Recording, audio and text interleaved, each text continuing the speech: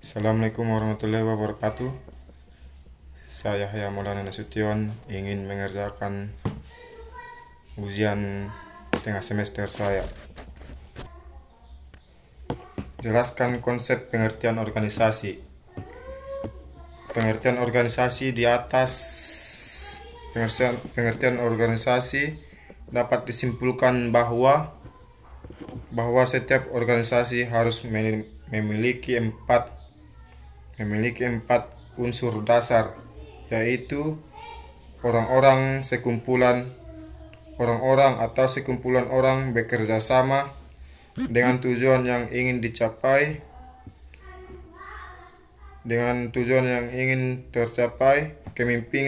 Kepemimpinan jadi organisasi merupakan sarana untuk melakukan kerjasama antara orang-orang dalam rangka mencapainya. Dan pertanyaan yang kedua, jelaskan pengertian dan contoh 3 teori organisasi klasik, neoklasik, dan organisasi modern. Yang pertama, organisasi klasik. Organisasi klasik ini teori ini biasa disebut dengan teori tradisional atau juga disebut dengan teori mesin. Berkembangnya mulai tahun 1800 atau abad 19. Yang kedua, teori neoklasik. Aliran berikutnya muncul adalah aliran neoklasik, disebut juga dengan teori hubungan. Teori hubungan manusiawi. Teori ini muncul akibat ketidakpuasan dengan teori klasik dan teori merupakan penyempurnaan teori klasik. Teori ini menekankan pada pentingnya aspek psikologis dan sosial karyawan sebagai individu ataupun kelompok kerja. Dan yang ketiga, teori modern. Teori ini muncul pada tahun 1950 sebagai akibat ketidakpuasan kepada dua teori sebelumnya, yaitu klasik dan neoklasik.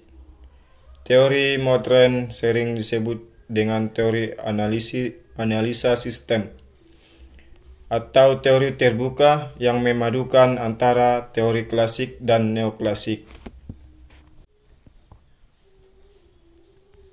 Dan pertanyaan yang ketiga, jelaskan rincian pekerjaan manajer mulai dari planning, organizing, leading, dan controlling. Yang pertama, planning. Planning meliputi pengaturan tujuan dan mencari cara bagaimana untuk mencapai tujuan tersebut. Planning telah dipertimbangkan sebagai fungsi utama manajemen dan meliputi segala sesuatu yang manajer kerjakan. Yang kedua, organizing. Organizing adalah proses dan memastikan kebutuhan manusia dan fisik setiap sumber daya tersedia untuk menjalankan rencana dan mencapai tujuan yang berhubungan dengan organisasi. Dan ketiga, controlling. Controlling agar pekerjaan berjalan sesuai dengan visi misi, aturan dan program kerja, maka dibutuhkan pengontrolan, baik dalam bentuk supervisi pengawasan, inspeksi, hingga audit. Kata-kata tersebut memang memiliki makna yang berbeda, tapi yang terpenting adalah bagaimana sejak dini dapat diketahui penyimpangan pelaksanaan maupun pengorganisasian. Dan yang keempat, leading. Leading atau memimpin, yaitu mempengaruhi, mengarah, memotivasi, dan mengawasi orang lain agar dapat melakukan tugas-tugas yang telah direncanakan sehingga mencapai sasaran dan tujuan organisasinya.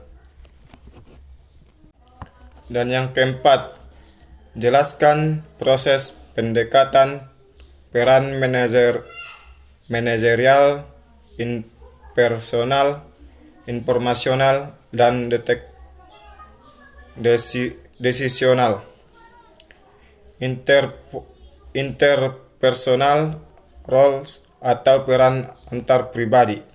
Peran ini berhubungan dengan perilaku manajer saat berinteraksi dengan orang atau lingkungan sekitar. Yang kedua, informasional roles atau peran informasional. Peran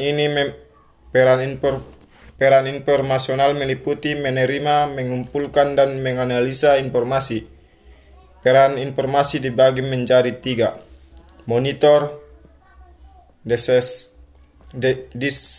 disseminator, atau spokesperson. Yang ketiga, decisional atau peran pengambil keputusan. Manajer bertanggung jawab atas pengambilan keputusan dengan informasi dan sumber daya yang dikumpulkan.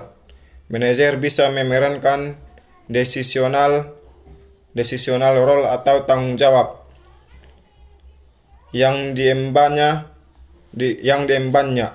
Peran mengambil keputusan dibagi menjadi 4: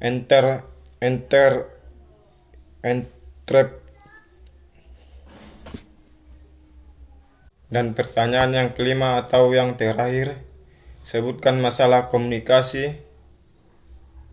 Yang pertama, masalah personal. Adanya perbedaan karakter, kepribadian, serta pola pikir dapat membuat adanya perbedaan sifat dan sikap orang. Dan yang kedua, kurang mendengarkan. Dalam sebuah rapat di dalam tim kerja, tidak jarang terjadi perdebatan yang cukup panas. Setiap orang memiliki ide dan ingin agar idenya itulah yang dilaksanakan. Kadang-kadang perdebatan terjadi hanya karena salah satu pihak tidak atau kurang mau mendengarkan paparan ide dari pihak lain. Dan yang ketiga, persepsi. Kemampuan berkomunikasi yang baik akan membantu Anda untuk menyampaikan sebuah pesan penting kepada anak buah dengan baik. Pesan itu mungkin saja berupa informasi mengenai adanya perubahan kebijakan dari perusahaan, pemaparan job desk kepada masing-masing anggota tim, atau sekedar menjalin komunikasi sehari-hari dengan para anggota timnya. Sekian dari ujian UTS saya. Kalau ada yang kurang atau kurang berkenan, saya minta maaf. Assalamualaikum warahmatullahi wabarakatuh.